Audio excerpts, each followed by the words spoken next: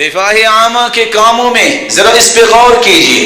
یہ بلی پالنے والا جو مہنگی مہنگی خوراکیں اس بلی کو کھلاتا ہے، اس کی قسمت میں شاید نہیں ہے کہ اپنے بچوں کو وہ شیمپو لا کے دے جس کے ساتھ اس کو نہلاتا ہے.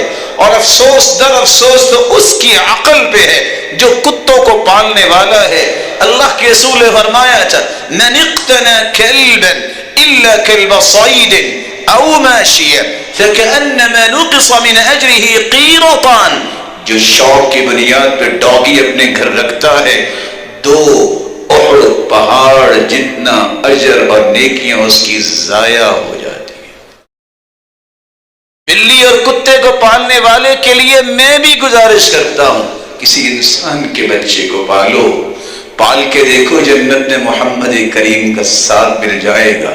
اگر کوئی رشتہ دار ہے وہ یتیم ہے، کبھی اس کے ساتھ بھی اپنے کسی رشتہ دار بیٹی کا نکاح کرو.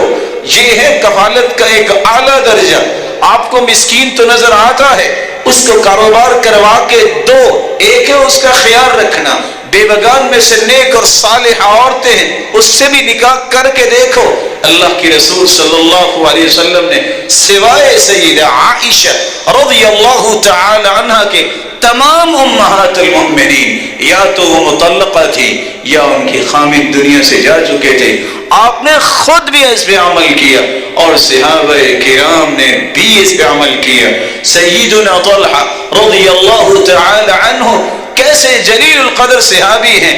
آپ صلی اللہ علیہ وسلم کی 4 زوجات امہات المؤمنین، ان کی بہنوں کے ساتھ صحابی نے 4 شادیاں کی، تو چاروں کے ذریعے اللہ کی رسول کے عدیل اور ہم ظلم بنے.